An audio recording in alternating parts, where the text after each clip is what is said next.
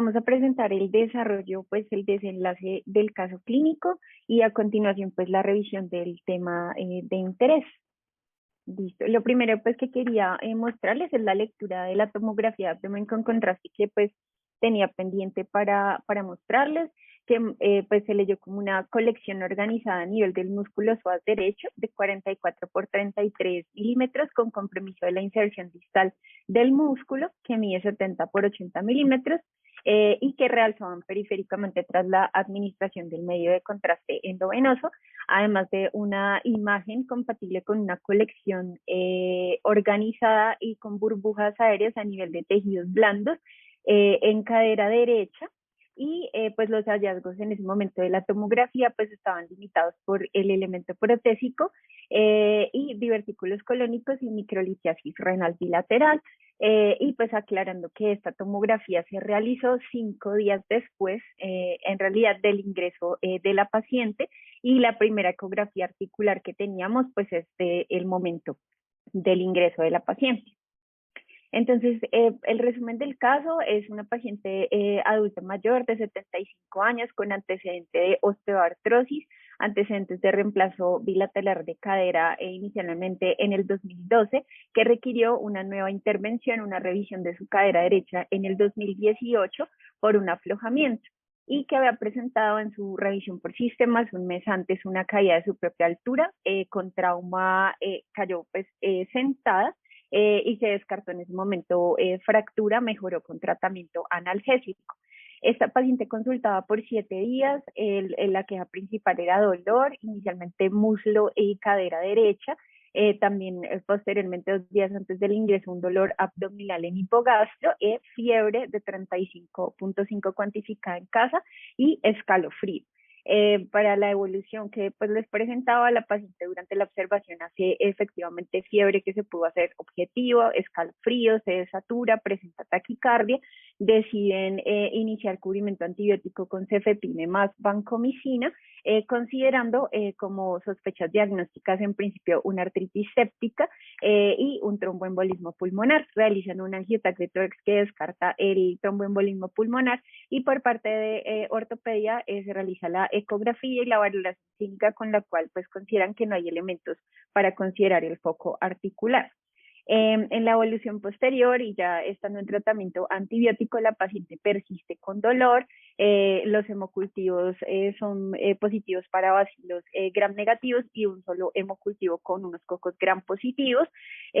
Consideran pues con el parcial de orina, el gram de orina, la posibilidad de que se trate entonces de un foco urinario, una infección de vías urinarias complicada y aún así por los crecimientos pues preliminares de los hemocultivos se continúa cefepime y vancomicina.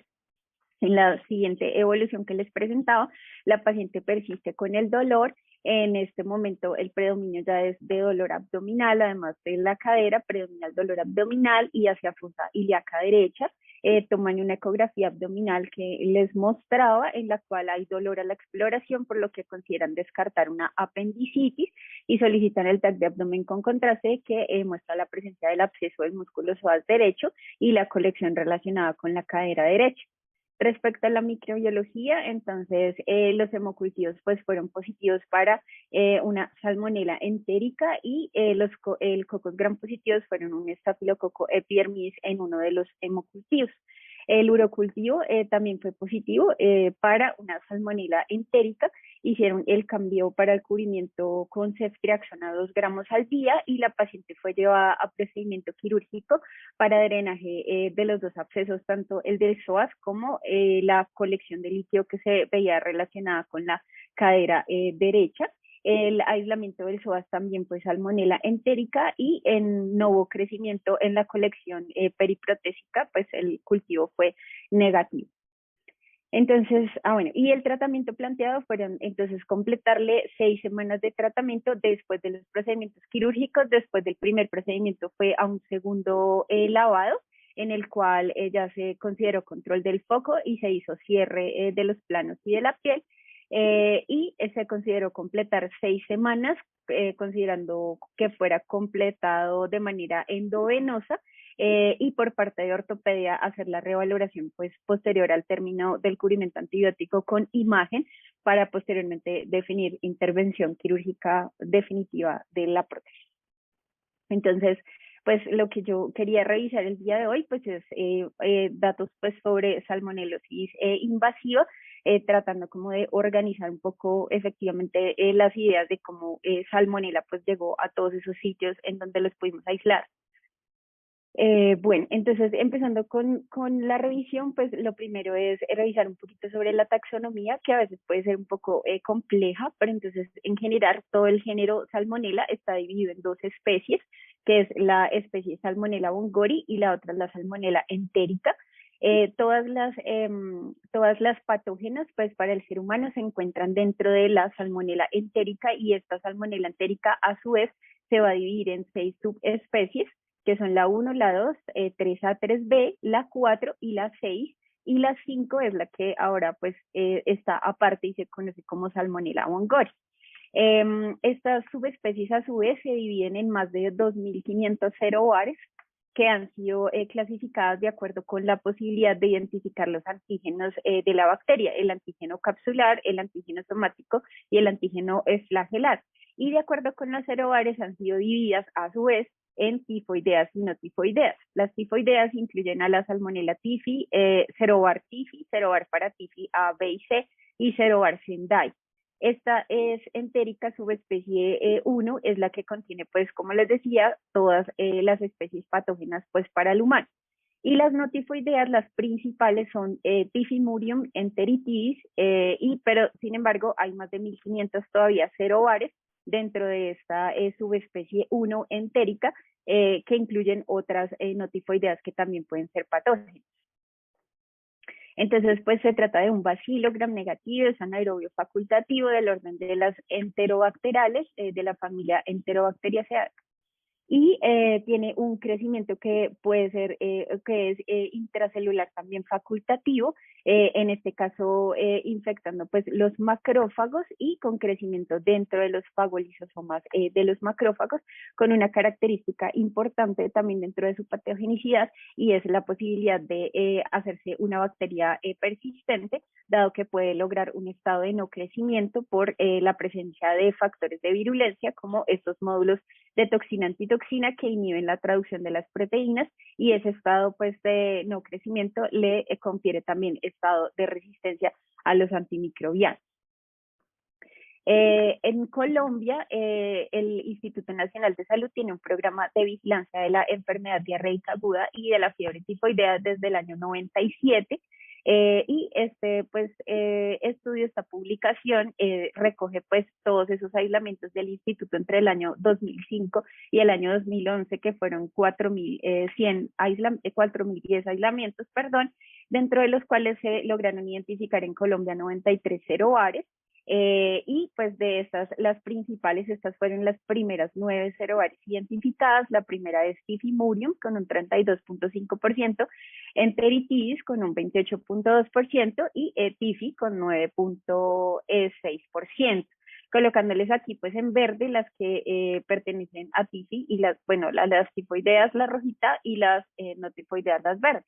Respecto a la resistencia antimicrobiana, ya mostraremos, pues ya les mostraré el cuadrito más detallado, pero en general el 52.4% de esos aislamientos son pansensibles y Typhimurium es un grupo pues de salmonela que se caracteriza también, además dentro de sus factores de virulencia, por multiresistencia y en Colombia es de un 54.9%. Y en este mapa, entonces vemos como cuál es la incidencia pues total pues en el mundo de enfermedad pues tifoidea, y Colombia pues estaría dentro de el nivel pues medio, en el que hay de 100 a 100 casos por 100.000 por año. Esta es la descripción que hacen de la susceptibilidad pues a los antimicrobianos, y pues describen pues como los 3 primeros aislamientos que les decía, Typhimurium enteritidis y Typhi. Y vemos pues sobre todo en TIFI que hay pues una resistencia, esta primera pues es tetraciclina. En realidad pues las resistencias son más bien bajas, aquí entre paréntesis está el porcentaje de todos los aislamentos, 0.3%, para ampicilina 0.2%, cloranfenicol 1%, que fue lo que resalté aquí. Y para ciprofloxacino, pues en realidad los datos que teníamos para ese momento disponibles son únicamente para tifimurium, que tenía pues una resistencia del 2.5%, y para amoxicilina clavulanato en tifi es 0.5%, y en tifimurium de 16.7%. En general, pues en la distribución mundial, un poco de lo de la resistencia, entonces tenemos más o menos esta es como la distribución en la cual hay sitios pues en el planeta en donde se han identificado más frecuentemente cepas que ya son productoras de blé, esto es hablando pues de Salmonella typhi, cepas que ya son resistentes a ciprofloxacina y que se han venido presentando de manera cada vez más frecuente, sobre todo en Asia, en la parte sur de Asia, y algunas cepas que ya se han hecho multidrogoresistentes, pues digamos que definidas como resistencia a ampicilina, clotrimazol y cloramfenicol, e incluso digamos que de datos ya posteriores al 2015, datos de Pakistán, de la India y también en África, de algunas que ya se identificaron como con multidrogoresistencia pues extendida a pues todos los medicamentos susceptibles en primera línea. Y pues en Colombia, entonces, los datos, a partir de los datos que teníamos hasta ese momento, pues hay susceptibilidad pues completa de estos aislamientos de TIF. Hay unas diferencias claves entre los cerobares y esas diferencias incluyen, primero,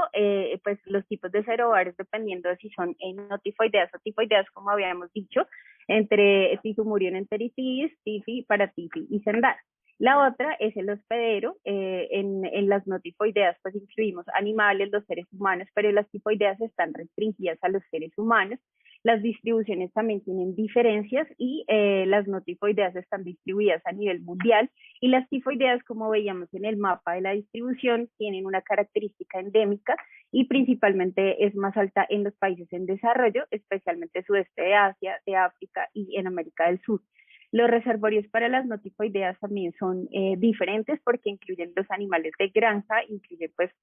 los ovarios de las aves, y por lo tanto la transmisión se puede dar por productos lácteos contaminados, huevos, productos cárnicos con intestino de animales, frutos vegetales contaminados o algunas mascotas que no son usuales como los reptiles, tortugas, iguanas o lagartos, y algunas también mascotas mucho más frecuentes que pueden transmitirla a través de la saliva. Y en el caso de las tifoideas, la diferencia es que la transmisión es de humano a humano, pues está localizada en el intestino, pero no hay otros reservorios. Y por lo tanto, digamos que por el tipo de transmisión, en los dos casos se considera que es una enfermedad transmitida por alimentos, tanto agua como alimentos contaminados. En esta gráfica, estoy mostrando algunas diferencias también en los factores de virulencia. Si bien tanto aquí comparamos con tifimurium, o sea, no tifoidea con tifoidea, ellos comparten el 90% de los genes y son muy similares. Los factores de virulencia pues realmente son pues muy parecidos, o sea, comparten casi todos, lipopolisacárido, polisacáridos de superficie, la presencia de fimbrias, la flagelina y el ADN pues bacteriano, pero hay algunas diferencias, y entre esas diferencias está la expresión de este antígeno capsular, que está únicamente presente en TIFI y que tiene la característica de que puede bloquear de modo pues de factor de virulencia, bloquear la expresión del lipopolisacárido y también bloquear la expresión de la flagelina. Y esto hace que también permita que se pueda evadir pues al sistema inmunológico inicialmente, el innato. Entonces, esas diferencias están localizadas más o menos en el 10% de los genes y los otros genes, los otros factores de virulencia están localizados en sectores específicos de la bacteria que se denominan islas de patogenicidad, que también ya iremos mostrando un poquito más. Bueno, respecto con otras diferencias de la virulencia, están en el proceso mismo de la infección y en la respuesta que tiene pues el ser humano a la infección. Entonces, tanto pues los serobares que son tifoideos característicamente van a tener algunos genes que están inactivados o que están degradados en comparación con los serobares que no son tiroideos, que no son tifoideos, perdón. Entonces eso bloquea la quimiotaxis, las adhesinas y la capacidad del metabolismo anaerobio. Los dos serobares van a tener pues características de serovirulencia únicas, pero si ustedes pues ven aquí en la gráfica, los no tifoideos tienen la característica de que si activan, pues hacen su reconocimiento a través de los receptores de reconocimiento de patrón tipo TOL, y estos van a disparar pues efectivamente una respuesta inflamatoria que es mediada principalmente por la interleuquina 8. Eso no sucede con los tifoideos y eso hace que de pronto la respuesta inflamatoria que producen inicialmente sistémica es una respuesta un poco menor. A nivel ya del intestino, entonces se produce una infección en las no tifoideas que suele ser un poco más localizada, mientras que en el caso de la tifoidea, sus características virulentas le permite hacer, además de esto, invasión y producir una infección de tipo sistémico. En el caso de las no tifoideas, ellas tienen otra característica y es que tienen la capacidad de utilizar los metabolitos que están derivándose de la inflamación propia del intestino, y eso les favorece a ellos para el crecimiento local, mientras que las tifoideas no pueden utilizar esos metabolitos y por eso deben hacer diseminación para ir a otros sitios y favorecer pues la propagación. En el caso de la tifoidea, pues como decíamos, el ingreso es por agua y alimentos contaminados.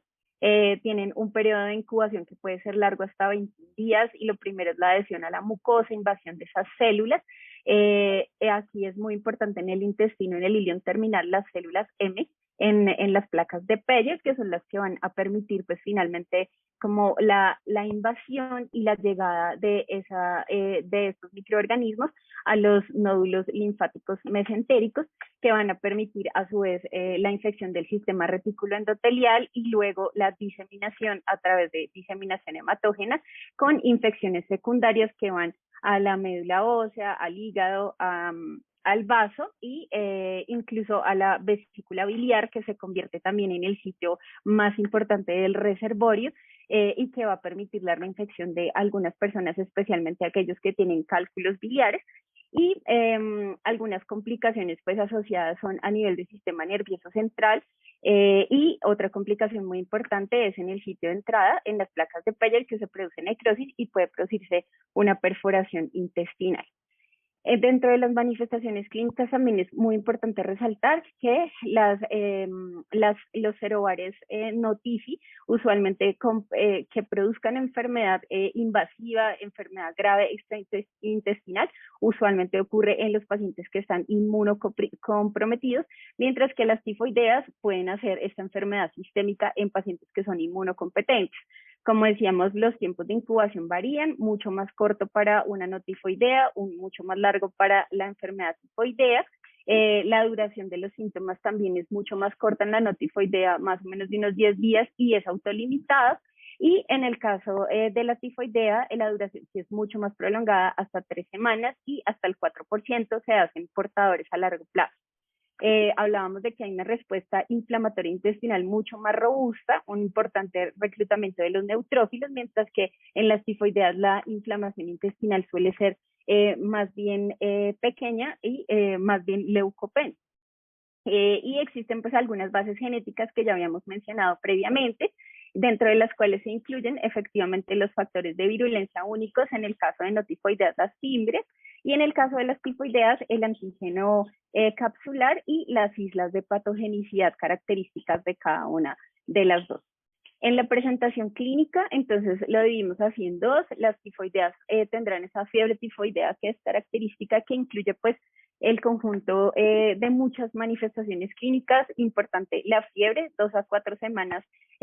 puede ser prolongada, 2 a 4 semanas si no se da tratamiento. La diarrea en realidad no está siempre, sino que la frecuencia es más o menos hasta de un 20% y suele ser algo leve al inicio. La aparición del exantema suele aparecer durante la última semana, usualmente compromete el tronco y la duración es corta, de 3 a 4 días. Las hemorragias intestinales ocurren más o menos en un 10% asociadas a las necrosis de las placas de Peyerl, y las recaídas en estos pacientes suelen ocurrir recaídas leves, sintomáticas después de 2 a 3 semanas de la resolución del cuadro febril. Mientras las notifoideas se caracterizan más por un cuadro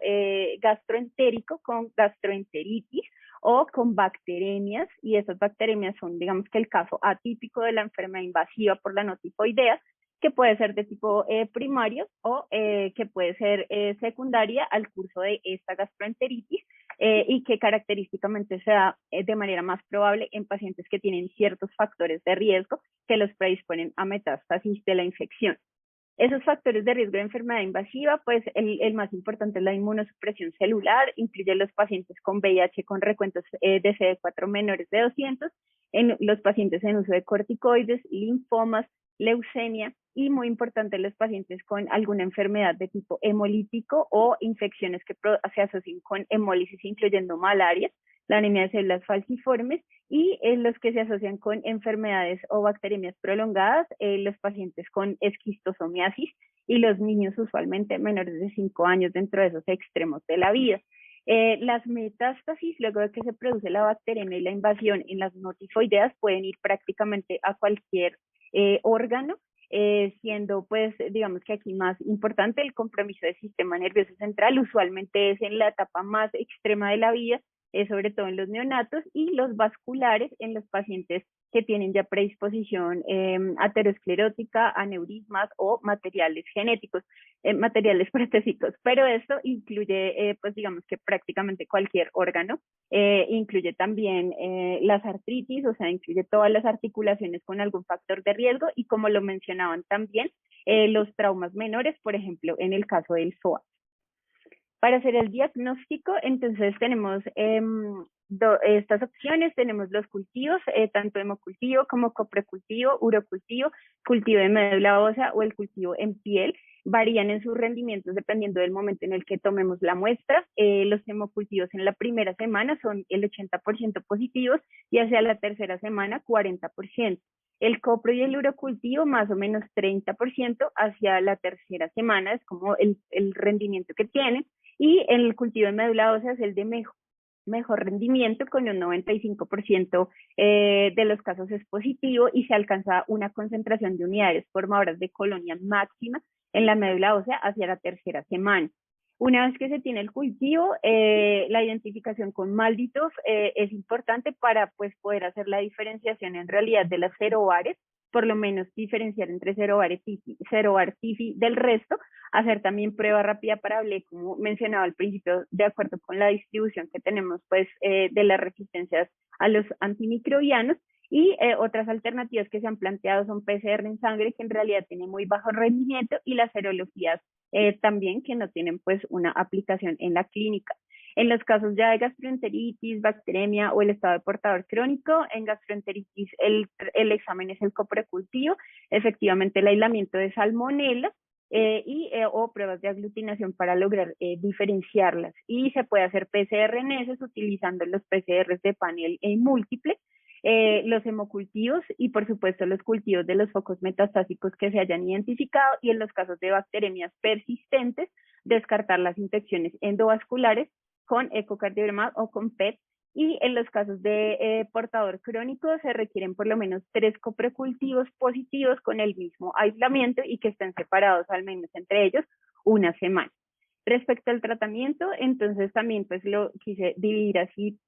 como en fiebre tifoidea, gastroenteritis o la bacteremia o la infección localizada. En fiebre tifoidea, la primera opción es ceftriaxona, alternativa acitromicina y alternativa ciprofloxacina. Sin embargo, esta última opción alternativa debemos recordar que requiere la confirmación de susceptibilidad de preferencia para poder utilizarla, Previamente, pues los datos se habían mostrado que la efervescencia clínicamente era un poco más rápida con el tratamiento con quinolona y al parecer hay menos portadores crónicos. Sin embargo, pues ha venido en aumento la resistencia a las quinolonas, por lo que requiere el test de susceptibilidad. Y el manejo quirúrgico está indicado en 2 casos, en perforación pues, intestinal y en las hemorragias intestinales graves. La gastroenteritis tiene indicación de tratamiento en estos casos, en los pacientes que tienen inmunosupresión por alguna causa que estuvimos revisando, en las edades extremas y los pacientes que tienen presencia de material protésico intravascular, que son pacientes de alto riesgo. En las leve moderadas se puede optar por el tratamiento con ciprofloxacina vía oral y en las graves las opciones también son ceftriaxona o ciprofloxacina. En la bacteremia o en la infección localizada, entonces las opciones también ceftriaxona, cefotaxima, astronam, ciprofloxacino, y aquí se debe evaluar para la duración del tratamiento si el paciente no tiene factores de riesgo entre 10 a 14 días y si el paciente tiene inmunosupresión, aneurisma aórtico, presencia de hemólisis, por lo menos 4 semanas de tratamiento. Y en resumen, en los mensajes que quise traer es que Salmonella es un patógeno es patógeno, es un germen patógeno tanto en inmunocompetentes como en pacientes inmunocomprometidos, que está dividido en sus serobares, tifoideas y no tifoideas, y las dos pueden causar enfermedad invasora, que hay que tener siempre en mente pues los factores de riesgo para diseminación y las posibles complicaciones, descartar siempre el requerimiento del manejo quirúrgico y evaluar pues el control del foco e indicar la antibiótico-terapia en el momento en el que se pueda hacer la antibiótico-terapia dirigida siempre por el perfil de susceptibilidad, especialmente para las quinolonas, y el tiempo según la presencia de enfermedad localizada o la identificación de factores de riesgo.